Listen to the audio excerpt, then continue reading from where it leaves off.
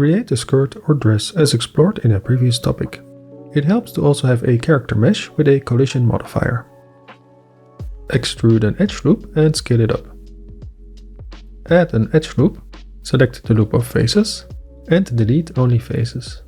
Keep some more edge loops to the extrusion. The skirt, but not the extrusion, should be added to a vertex group.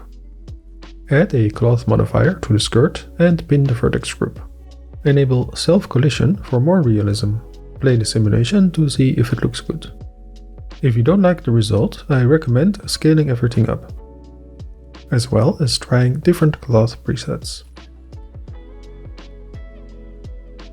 After applying the cloth modifier, select the edge loops of the stitching and bridge them.